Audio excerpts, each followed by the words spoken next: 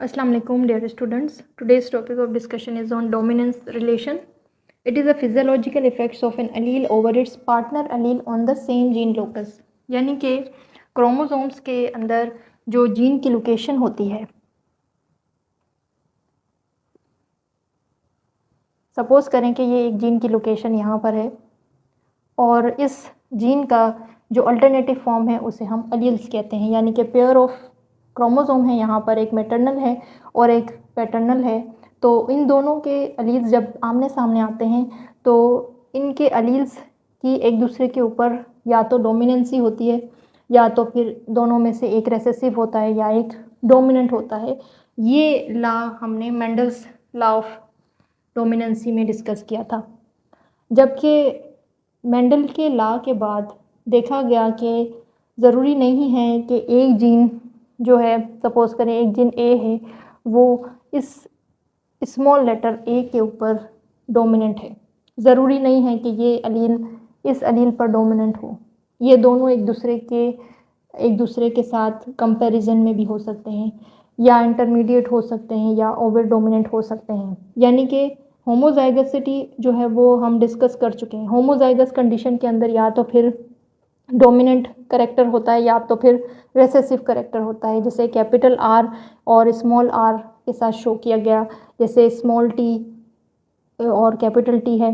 तो इस तरह से 7 करेक्टर्स मेंडल ने डिस्कस किए पी प्लांट के, जो कि कंप्लीट डोमिनेंसी पर बेस करते थे।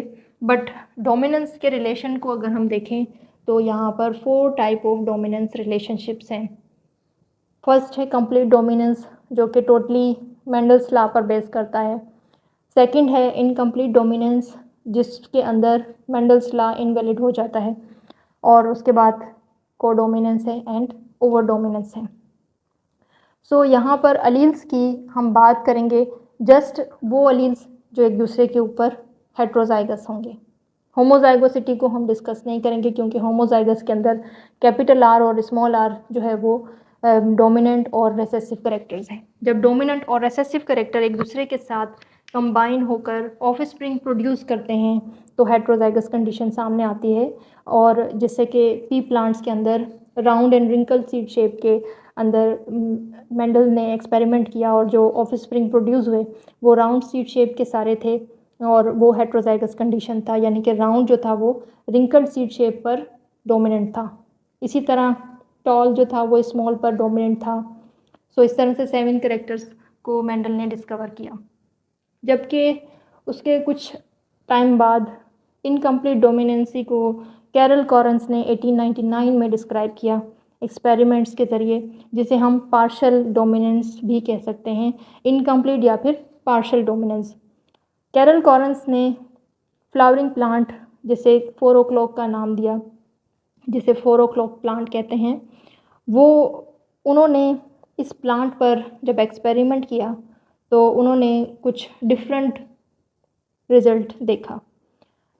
उन्होंने रेड कलर फ्लावर को वाइट कलर फ्लावर के साथ जब क्रॉस करवाया तो ऑफस्प्रिंग जो प्रोड्यूस हुए F1 जनरेशन में वो सब के सब पिंक कलर के थे और पिंक कलर जो था वो रेड एंड वाइट का ब्लेंड था, जिसे उन्होंने इनकम्प्लीट डोमिनेंस का नाम दिया। यानी कि ये इंटरमीडिएट फॉर्म था between red and white. Red and white का इंटरमीडिएट फॉर्म जो बन गया वो पिंक बन गया, यानी कि इनकी ब्लेंडिंग हो गई, इन कलर्स की ब्लेंडिंग हुई फिजियोलॉजिकली।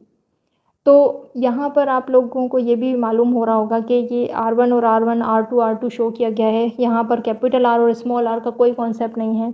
क्यों? क्योंकि यहाँ पर उन्होंने जब देखा कि लॉ ऑफ डोमिनेंसी यहाँ पर इनवैलिड हो जाती है, लॉ ऑफ डोमिनेंस यहाँ पर काम ही नहीं कर रहा। क्यों? क्योंकि अगर लॉ ऑफ डोमिनेंस यहाँ पर होता तो जो ऑफस्प्रिंग प्रोड्यूस होते या तो वो रेड कलर के होते कम्प्लीटली या तो वो वाइट कलर के होते according to Mendel's law. But ऐसा नहीं था। ऑफस्प्रिंग जो प्रोड्यूस हुए वो सब के सब पिंक कलर थे, जिसे ब्लेंड का नाम दिया, ब्लेंडिंग ऑफ कलर्स का नाम दिया और इसी वजह से इनकम्प्लीट डोमिनेंस का नाम दिया इनको। और जो इनकी जेनेटिक लेवल पर हम इनके एलील्स को देखें तो R1 और R2 कहेंगे, क्योंकि यहाँ पर R1 और R2 दोनों के एलील्स मिक्स हो गए हैं। फिर उन्होंने क्या किया कि पिंक कलर के फ्लावर प्लांट को सेल्फ फर्टिलाइजेशन करवाई और सेल्फ फर्टिलाइजेशन के नतीजे में उन्होंने कुछ डिफरेंट रिजल्ट्स देखे। उन्होंने देखा कि एक फ्लावर जो था वो रेड कलर का आया, 2 फ्लावर्स जो थे वो पिंक कलर के और एक जो है वो वाइट कलर का आया।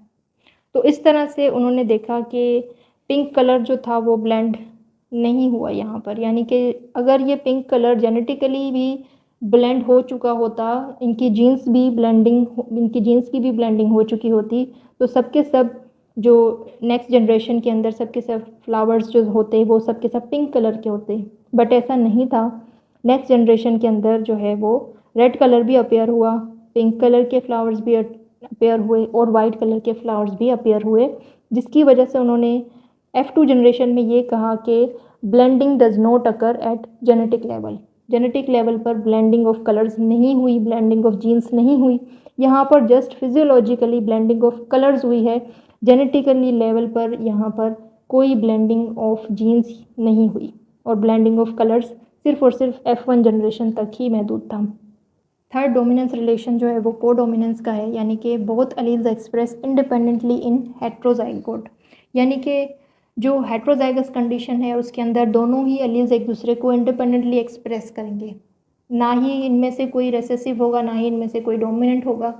दोनों अलील्स एक दूसरे के ऊपर डोमिनेंट होंगे, कोई भी एक दूसरे को मास्क नहीं करेगा।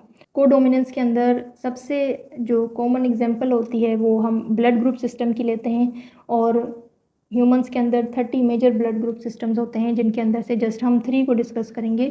ABO ब्लड ग्रुप सिस्टम है जो कि हम नेक्स्ट लेक्चर में डिस्कस करेंगे, और RH positive RH negative blood group system है, इसे हम डिस्कस करेंगे, और MN ब्लड ग्रुप सिस्टम है। सो ABO सिस्टम के अंदर blood group A and B आपस में जो मेल पेरेंट्स होते हैं, एक फीमेल और मेल पेरेंट के अंदर जो ब्लड ग्रुप का टाइप है वो A और B अगर हो, तो जो ऑफस्प्रिंग होगा उसके अंदर हमेशा AB ब्लड ग्रुप टाइप आएगा। तो ब्लड ग्रुप का जो टाइप होगा वो AB ब्लड ग्रुप ही आएगा। इस वजह से हम इसे कोडोमिनेंस कह रहे हैं, क्योंकि ये दोनों एक दूसरे को एक्सप्रेस करेंगे। इन दोनों में से कोई भी डोमिनेंट और रेसेसिव कंडीशन नहीं होगी, ये इंडिपेंडेंट होंगे एक दूसरे के ऊपर, और ये दोनों ही शो होंगे हेट्रोजाइगस कंडीशन में।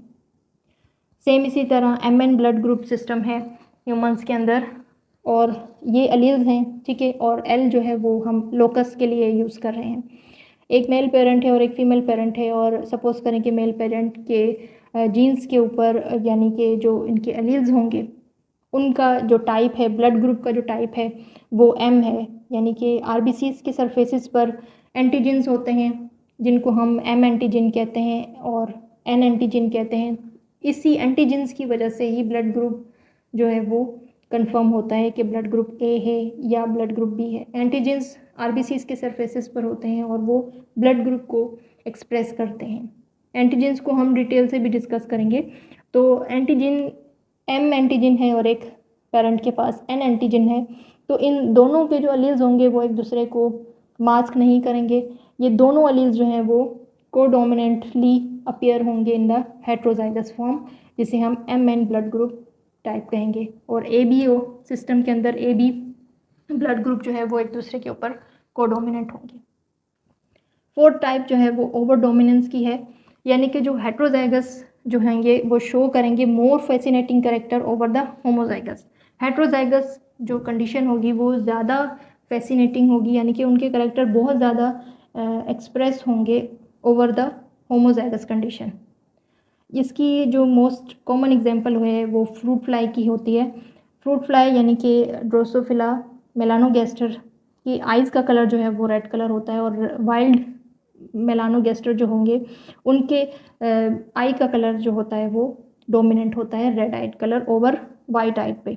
जबकि अगर हम इन पेरेंट्स को क्रॉस करवाएंगे, एक रेड आइड पेरेंट्स हैं और दूसरे पेरेंट्स जो हैं वो वाइट आइड है, तो अगर हम इन दोनों को क्रॉस करवाएंगे तो जो ऑफस्प्रिंग प्रोड्यूस होंगे उनके अंदर हेट्रोजाइगस कंडीशन तो होगी, बट यहाँ पर ये चीज़ तो तय है कि रेड आइड ही डोमिनेंट है।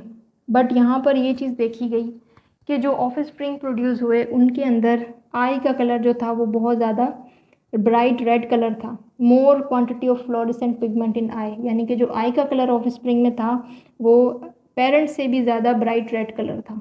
जो पेरेंट का रेड आइड कलर था उससे भी ज़्यादा ब्राइट कलर शो हुआ ऑफ स्प्रिंग के अंदर, जिससे हमने ओवर डोमिनेंस का नाम दिया।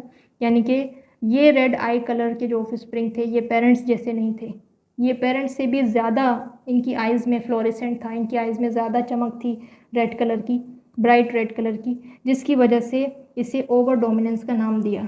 तो ओवर डोमिनेंसी में ये हुआ कि जो डोमिनेंट रेड आइड था उससे भी ज़्यादा डोमिनेंसी यहाँ पर शो हो गई, जिसे हम ओवर डोमिनेंस करेक्टर कहते हैं।